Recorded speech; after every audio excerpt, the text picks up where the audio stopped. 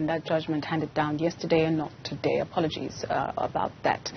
Let's tell you about a South African film. The Domestic has won 2 awards at the 2022 Los Angeles Screamfest Film Festival, making it the only local film to feature and win. The film, which was launched on Amazon Prime Video earlier this year, tells the story of an urban married couple who hired the daughter of their recently deceased housekeeper as their new helper. And that's when things turn ugly. The film stars Dumisho Masha, Tuli Tabete and Amanda DuPont, among others. Let's talk now to the producer of the film. But first, here's a trailer.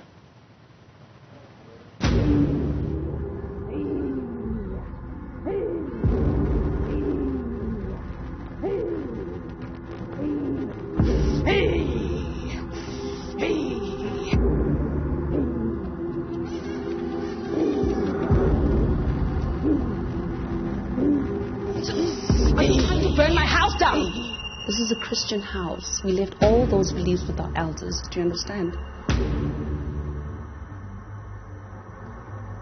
She burned the house down. So she's one of those.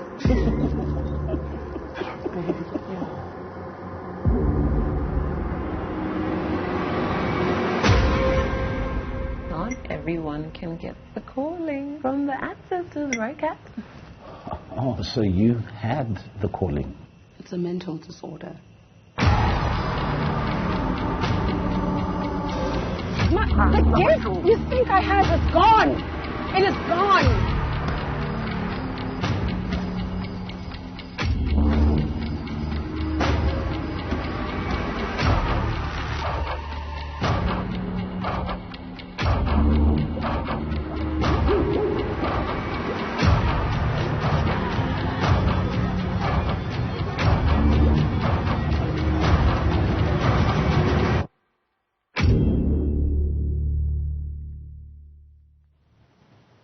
And that's a teaser of the South African horror film, The Domestic, which has won 2 awards at the 2022 Los Angeles Screamfest Film Festival. We speak to award-winning writer and director Brad Katzen about more for the film or on the film. Brad, good morning. Thank you very much for joining us. What brought this to your attention?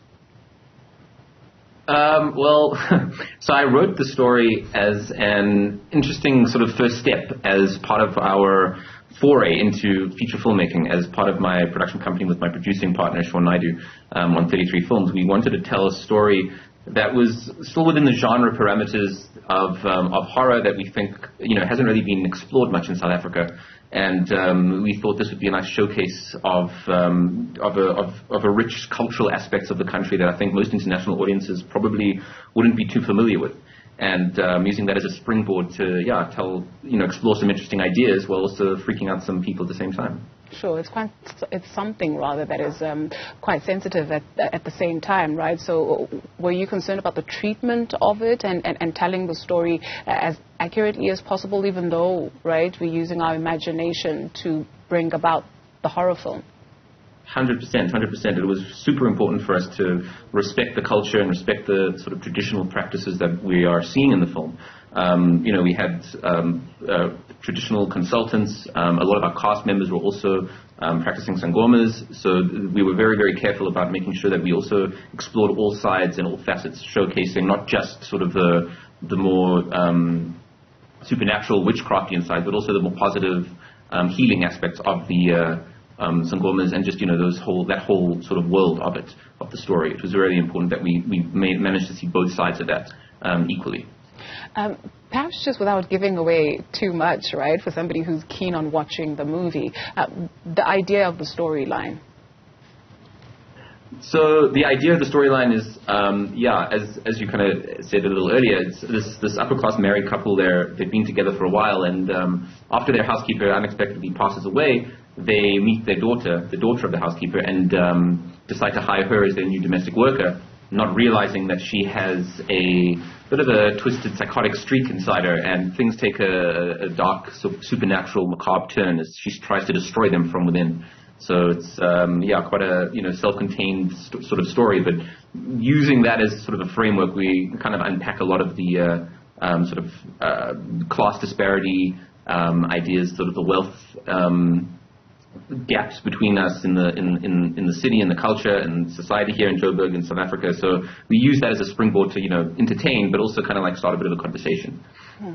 As a writer and director, I do wonder whether you walk away, having been affected by some of the research, especially that you unearthed, perhaps maybe something that really stood out for you that you believe allows audiences to resonate with the film.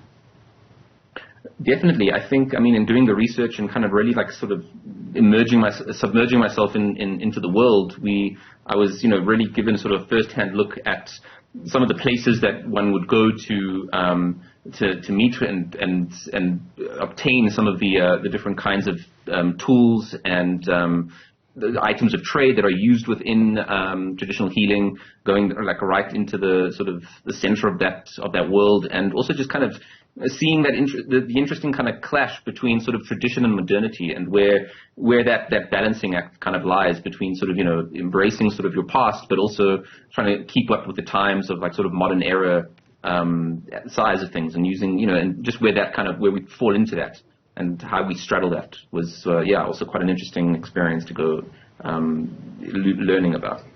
Congratulations, you got the nod from the international community. I do wonder what the reception has been like here at home. Yeah, so far we seem to be on a good track. nothing bad so far. The film is currently available on Amazon Prime, and from what we've been told, they're pretty happy with the reception. So I think we're in a good place. What does it take to be a filmmaker, especially in South Africa? Perhaps I also ask in terms of budget. A number of filmmakers will tell you just how difficult it is to have to scrape together some money to put authentically and tell authentically South African stories. Yeah, no, totally, 100%. It's definitely not. We're playing in hard mode.